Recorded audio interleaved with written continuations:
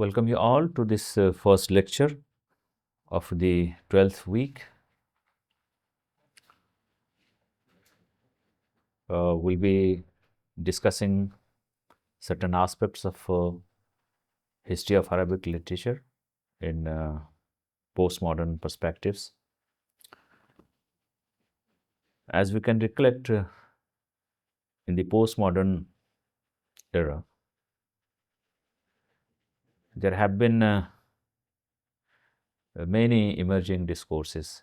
There are many emerging discourses that have become that were integrated into the discourses of language and literature and criticism, literary criticism. In perspectives alien to or not very much well defined, identifiable in the writings of the past generations, because they were given birth by the new realities in some specific socio-political circumstances. So they were caused by specific conditions, socio-political conditions.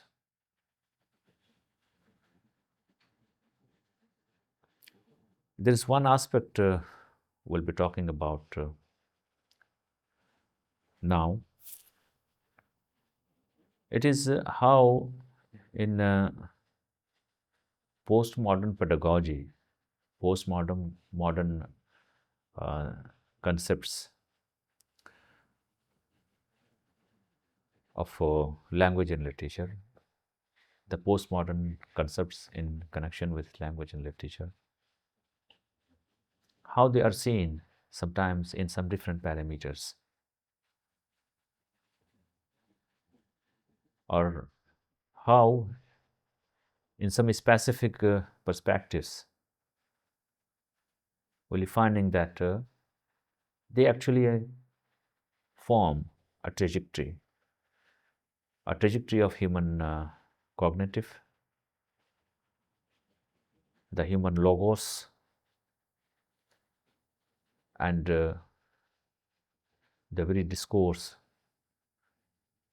formed or taking shape in this sequence.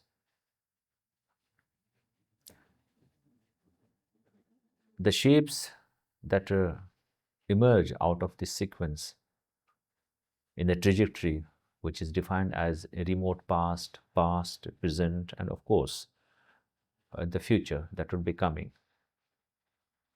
If this is the trajectory, remote past, then present, then recent, right now the contemporary moment, and of course the future. Sometimes we assume erroneously, we wrongly assume that past is gone and present has nothing to do with past and future has nothing to do with present. This is actually a wrong notion. This cannot be true. This is not true.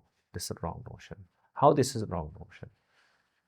Especially we're concerned with the domain of language and literature, although it is, I think it can be extended to all domains of human existence. The human ontological aspect, his structure, his being, his body, his mind, his culture, his language. It would be right, correct to think that these are new, totally new. They have nothing to do with past. No, it's wrong. Even our existence we inherit. The language we inherit. The culture we inherit. The preferences, choice, taste, likes, dislikes, we inherit these things. Even if you assume that Sometimes we add our individuality. It is because of, in the wake of individuality, we have, we enjoy, we do incorporate certain things, do mix certain things, do prepare, we can say, a new recipe, a new form. So there, the process underlines various stages of various facets of dissemination, analysis, absorbing the things, being part of. In the domain of literature, there is one thing that attracts our attention. It draws our attention. What's that? It is the reflective of this cognition and logos. The way we exercise this faculty, the faculty of logos and cognition, right from Aristotle in his Poetica and Rhetorica. Then during the Middle Ages, this cogito ergo sum by René Descartes will be having that the concepts related to language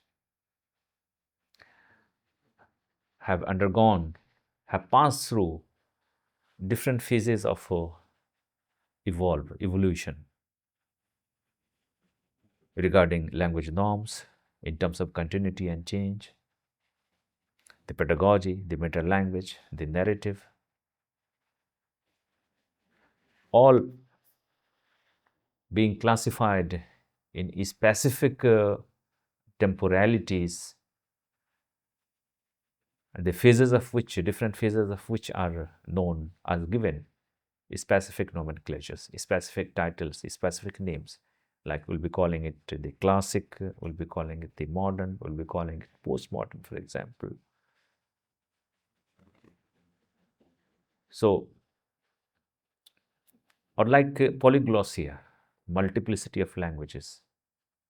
Within a language, sometimes we will finding that the evolution of language is marked by polyglossia, multiplicity of language, because the languages in human society have evolved from one entity to another.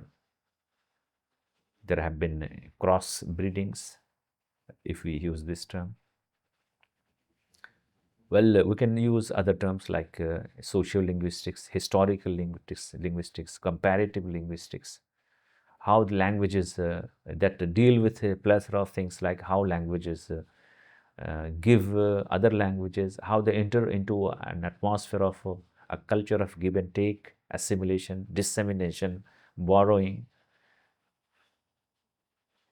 in terms of geographical mixings, migrations, interactions due to various reasons, political, also related to trade and commerce, adventures, seafaring, pilgrimages, etc.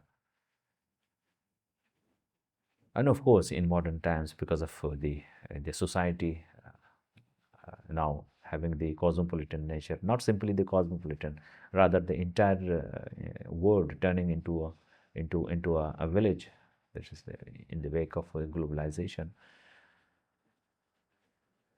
So one language emerging out of another language and being affected by other languages because of the geographical eventualities, warranted by geographical nature. So this aspect of polyglossia, take the example of Urdu.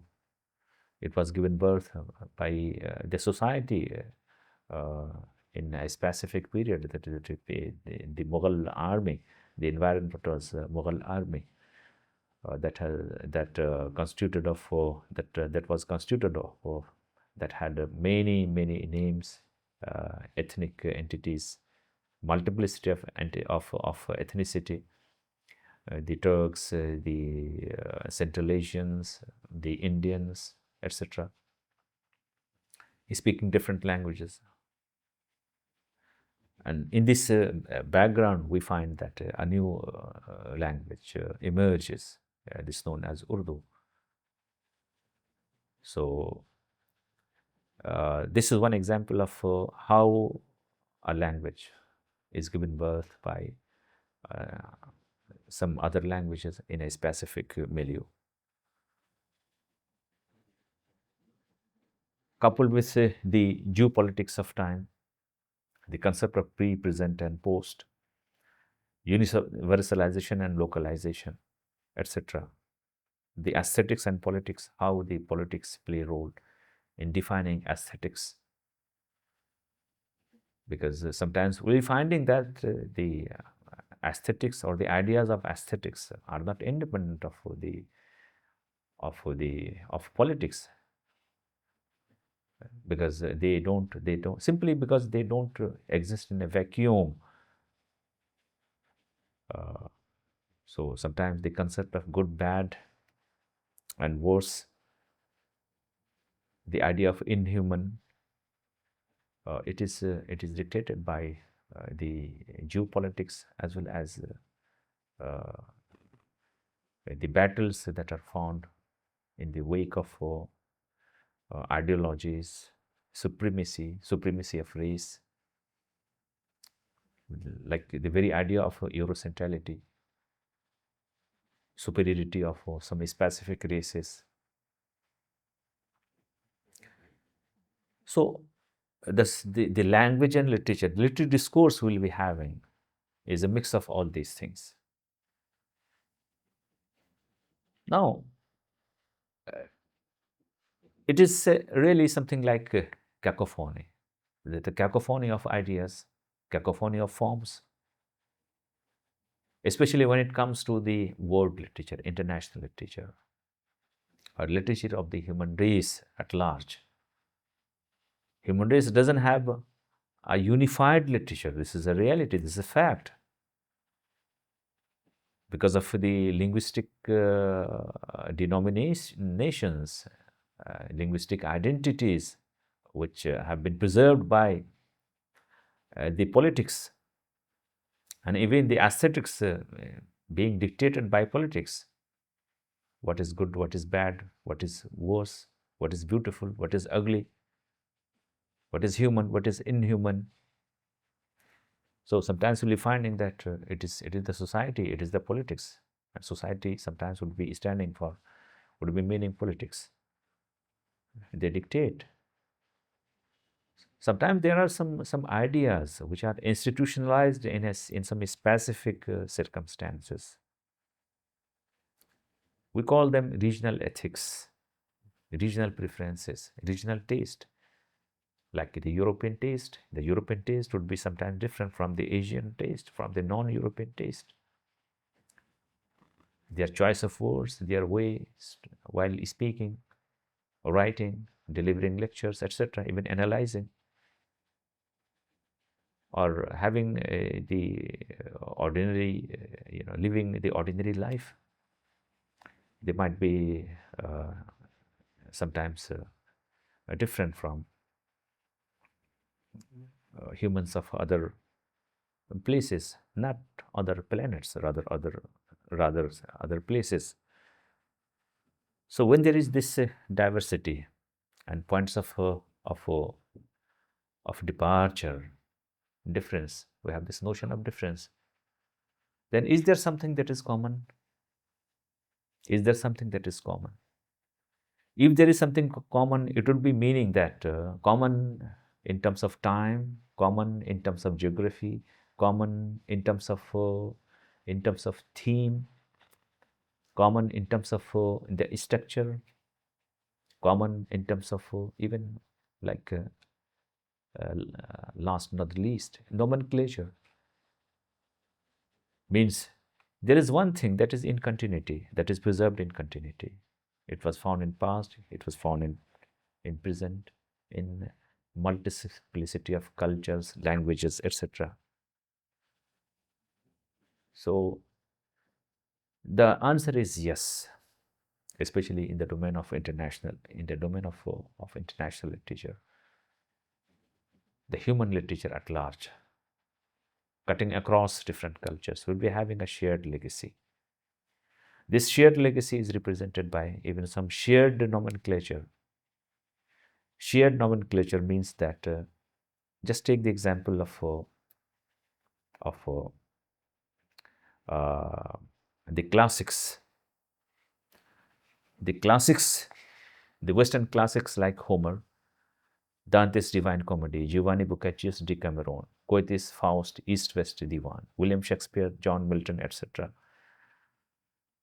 And instances from Spain like Don Quixote, etc.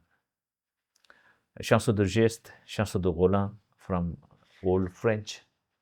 Eastern classics like the Gilgamesh, the Mahabharata, the Jataka Gathas, the Ramayana, Panchatantra, Somdev's, Betal, Pachisi. And then Hazar Afsan, that is Alf Layla wa Layla and Kalila wa Dimna. Hazar Afsana, Alf Layla wa Layla, Kalila Dimna. And Maqamat and Manamat and Risalatul Qufran and Hayy ibn Iqran and all that alongside other things we'll be having. They testify, they simply prove that there are certain aspects in world literature that stand together. They form a shared ground, some shared legacies of contents, of thoughts, sometimes the genre, the structure that is used, the form that is used, that is found, alongside the theme. And not only this, even like nomenclature. So in the domain of nomenclature, we'll be having like Shahnama, Masnavi Manavi, Sindbad Nama, Tuti Nama, Javed Nama, Hamza Nama. So Nama, there is one thing, that is one word, that is Nama. This word, which is in Persian and which has been depicted, which has been used in a significant number of creations, academic and as well as the literary creations.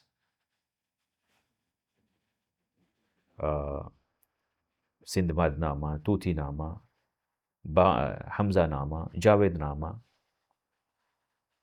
among other books. In Arabic, we'll be having some other examples, like there's a novel written, Arya Meher Nama, in Arabic. Here the nomenclature is Persian, but the novel is in Arabic, Arya Meher Nama, or Darwish Nama. You'll be having Darwish Nama. Darwish Nama in a novel in Arabic. And not only this, even if we recollect, there are many books we have gone through in the early days of our schooling, when the pedagogical system was inclusivist. It comprises of the text and the pedagogical units cutting across languages, where the schooling was not in a specific language, not simply bilinguality, rather there was multilinguality. So Urdu was there, Hindi was there, English was there, Persian was there, and in some cases, of course, Arabic. So multiplicity of languages. So Ahmadnama, a well-known piece of literature. So here we'll be finding that there's one aspect that is common, even in terms of the nomenclature. If we're talking about the thought content, we'll be having all the classics of the world coming together when it comes with the expression of the human idea, the human preferences, the shared, which I call the shared legacy of humankind. How this comes how this how this phenomenon crosses from one language to another, one literary culture to another. This crosses actually from one language to another via translation and assimilation, because we see that a significant number of works, classics are being translated into other languages. This example of Homer, for example, uh, uh, translated into Arabic. Homerios, Iliads have been translated by Suleiman al-Bustani, and also Odyssey by another scholar. We'll be having several other translations. In Persian, we'll be having Sa'id Nafisi, Iliad Odessa. So in Arabic as well as in Persian. In Urdu, we'll be having this Ashfaq Salim Mirza, alongside Muhammad Salim Rahman translating Odyssey. So Iliad and Odyssey in. So Virgil being translated into different languages, including Arabic. The innards of Virgil.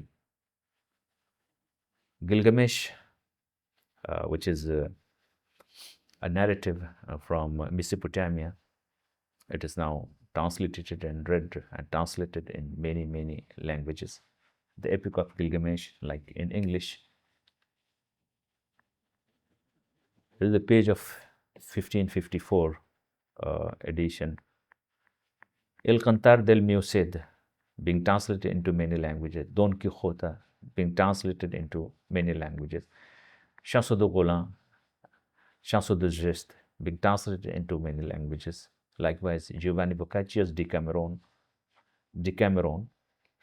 translated in many languages, in Arabic as well as Urdu and other languages. We'll be having Dante Alighieri in his Divine Comedy, translated in a large number of languages, in Urdu, in Arabic, in Persian, and other languages. We'll be having Hayy ibn Yaqdan. I've talked about this being translated from Arabic into Latin, then from Latin into English, and now we'll be having translation of this book in many other languages. Daniel Defoe, Edward Pocock, we have seen that. Ibn Tufail, even in Urdu, Hayy ibn Yaqdan, with the title that is Jita Jagta and Zinda o Bedar. Firdausi's Shahnameh in many languages. The works by Ziauddin Naqshbandi, Tutinama,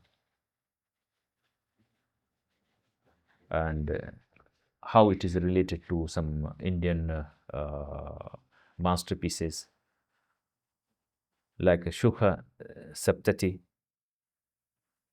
with the same images, sometimes the same very proximate contents. The Masnavi of Maulana Jalaluddin Rumi, being translated in a large number of languages, in Arabic as well as in Persian.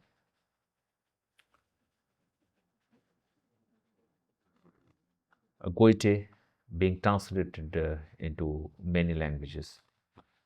Even his Diwan having the Arabic title Ad-Diwan al-Sharqi lil-Muallif al-Gharbi.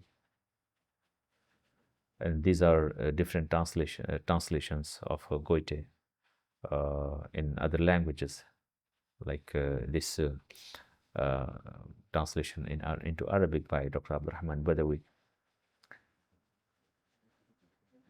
Also the translation of Faust in Persian.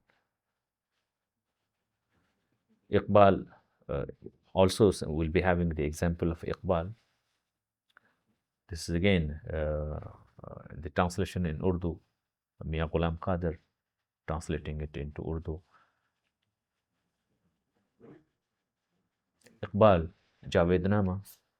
So here this Nama, this nomenclature gets transmitted from one generation to another. Dastane, the same thing in Dastane Amir Hamza.